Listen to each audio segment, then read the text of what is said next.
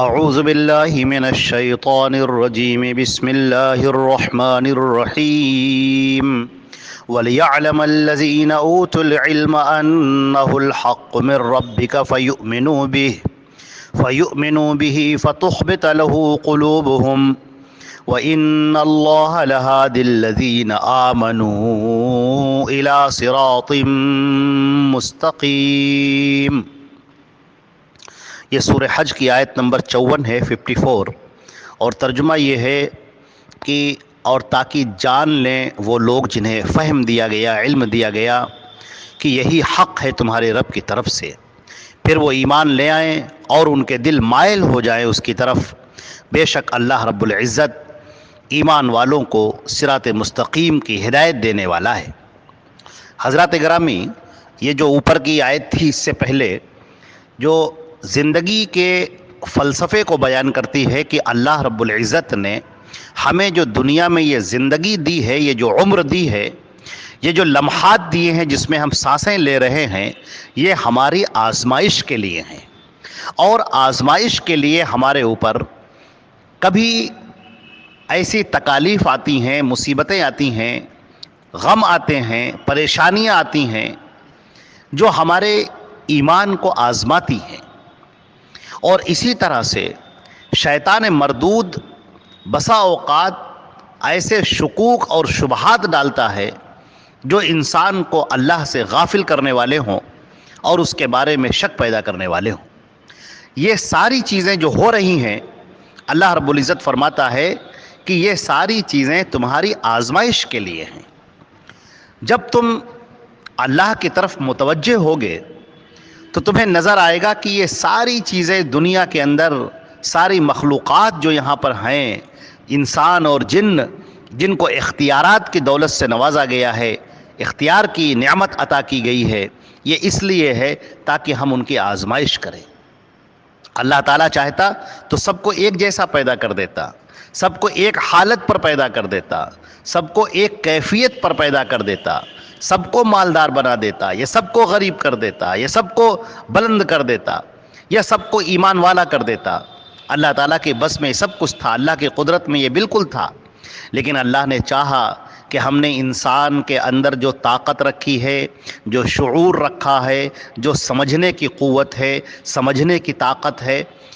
اس کی آزمائش ہو۔ ہم یہ دیکھیں کہ یہ بندہ اپنا کردار کیسا پیش کرتا ہے، اس کا عمل کیسا رہتا ہے، یہ اپنے دل اور دماغ کا کیسے استعمال کرتا ہے۔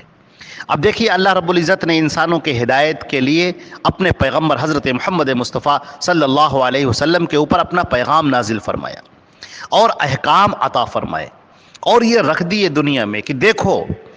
یہ جو احکام ہم اتار رہے ہیں، یہ جو دین اسلام ہے، یہ جو شریعت تمہارے لیے اتاری جا رہی ہے، یہ اس لیے ہے تاکہ اس میں تمہارا فائدہ ہو، اس دنیا کا فائدہ ہو، یہ سماج اچھا بن جائے، معاشرہ اچھا بن جائے، تم اچھے بن جاؤ، ایک اچھے انسان بن کر سامنے آؤ، اور اس پوری دنیا کو خوشبوؤں سے بھر دو۔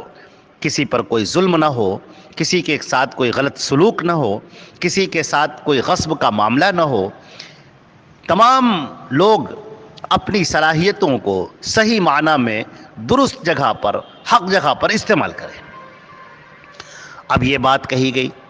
اب ہوتا کیا ہے کہ شیطان مردود ذہن کے اندر وسوسے ڈالتا ہے۔ بسا اوقات قرآن پاک کی آیات جو پیش کی جا رہی ہیں، شیطان مردود اس کے اندر وسوسے ڈال رہا ہے، اس کے غلط معنی اور مفہوم کو پیش کر رہا ہے، ذہن کے اندر غلط باتیں ڈال رہا ہے۔ اللہ رب العزت نے جو باتیں اتاری ہیں، شیطان مردود ان سے تم کو دور کر رہا ہے، ان کے سلسلے میں جو احکامات اتارے گئے ہیں، ان کے سلسلے میں تمہارے ذہن میں غلط باتیں ڈال رہا ہے، تاکہ تم اللہ سے دور ہو جاؤ، تاکہ اس کے رسول سے دور ہو جاؤ، تاکہ شریعت سے دور ہو جاؤ، اور اس طرح اللہ کی رحمتوں سے دور ہو جاؤ۔ اور جب تمہاری موت ہو جائے تو کفر پر موت ہو، شرک پر موت ہو، گناہوں پر موت ہو، جرم کرتے ہوئے موت ہو، اللہ سے بغاوت کے ساتھ موت ہو، اور پھر تمہارا ٹھکانہ جہنم ہو۔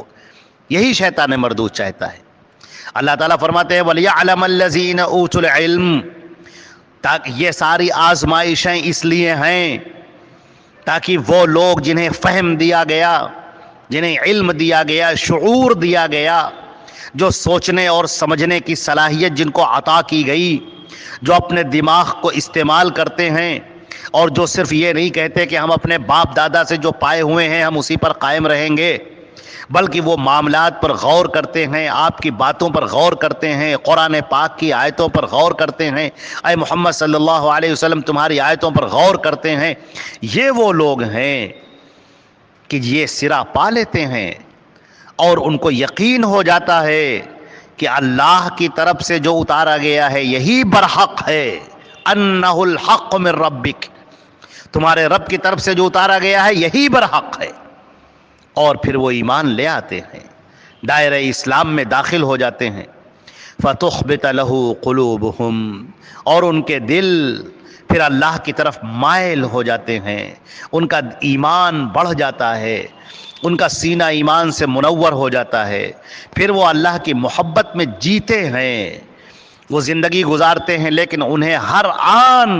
اللہ کی رضا کی، اس کی خوشی کی فکر ہوتی ہے۔ وہ یہ چاہتے ہیں کہ دنیا میں ہم کوئی ایسا کام نہ کریں جو اللہ کو ناراض کرنے والا ہو، اللہ کو غضب دلانے والا ہو، ایسا ہم کوئی کام نہ کریں۔ اللہ نے جو احکامات اتارے ہیں ہم اس کی پوری پیروی کریں۔ پھر ان کا سینہ جو ایمان سے منور ہوتا ہے وہ اللہ کے سامنے جھکتے ہیں، اس کے احکام کی اتباع کرتے ہیں، راتوں میں اللہ کے سامنے سجدہ کرتے ہیں، سجدے میں اس کے سامنے آنسو بہاتے ہیں اور اس کے سامنے ہاتھ پھیلاتے ہیں، سجدے میں جا کر دعائیں کرتے ہیں، اپنے پروردگار کے سامنے اپنا کلیجہ نکال کر رکھ دیتے ہیں، اور اللہ رب العزت کی محبت سے ہر وقت سرشار رہتے ہیں، اس کے نبی پر ایمان لاتے ہیں، آخرت کی فکر کے لیے اپنے آپ کو تیار رکھتے ہیں، آخرت کی فکر ان کے ذہن پر حاوی ہوتی ہے اور اس کے لیے وہ اعمال صالحہ کرتے ہیں اور آخرت کے لیے ہر وقت تیار رہتے ہیں۔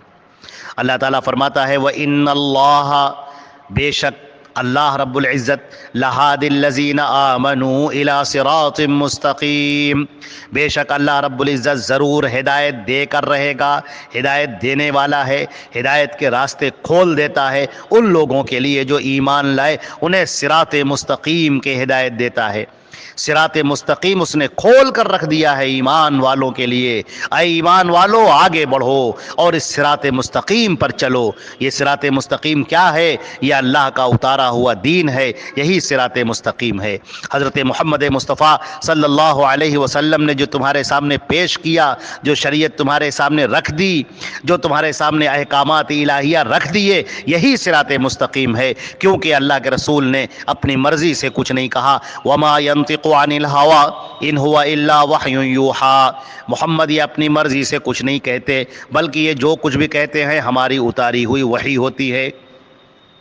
چنانچہ دین کے جو احکامات تمہیں دیے گئے، یہ جو شریعت تمہارے سامنے ہے، حضرت محمد مصطفیٰ صلی اللہ علیہ وسلم نے جو تمہارے سامنے پیش کیا ہے، جو انہوں نے رسالت کا پیغام تم تک پہنچا دیا ہے، یہ سب صراط مستقیم ہے، اور ایمان والے اس صراط مستقیم کو اختیار کرتے ہیں، اس راستے پر چلتے ہیں اور اس راستے پر آنے والی مصیبتوں پر صبر کرتے ہیں، اللہ رب العزت سے توفیق طلب کرتے ہیں، اور اس کے بعد اس صراط مستقیم پر چلتے چلے جاتے ہیں، یہاں تک کہ موت آ جاتی ہے اور فرشتہ انہیں مژدہ سناتا ہے اور کہتا ہے یا ایتھا النفس المطمئنہ ارجعی الی ربک راضیۃ مرضیہ، اے مطمئن روح چل، اپنے رب کی طرف چل، تجھے راضی کر دیا جائے گا، خوش کر دیا جائے گا۔ اب جو تو نے تکلیفیں سہی ہیں، جو تو صراط مستقیم پر چلتا رہا ہے، جو تو نے تکلیفیں برداشت کی ہیں، اب تجھے انعام دینے کا وقت آ گیا ہے۔ اس دنیا کو چھوڑ دے، اس بیمار جسم کو چھوڑ دے، اس فتن اور محن سے بھری ہوئی دنیا کو چھوڑ دے، اس دل آزاری والی دنیا کو چھوڑ دے، اور چل اپنے رب کی طرف، جہاں پر تیرا انعام تیرا انتظار کر رہا ہے، اللہ کی رحمتیں تیرا انتظار کر رہی ہیں اور اس کی خوشنودی تیرا انتظار کر رہی ہے۔ چنانچہ صراط مستقیم پر چلتے ہوئے ان کا خاتمہ بالخیر ہوتا ہے اور وہ صالحین سے جا ملتے ہیں۔ اللہ رب العزت ہم کو اور آپ کو عمل کرنے کی توفیق عطا فرمائے۔ السلام علیکم ورحمۃ اللہ وبرکاتہ۔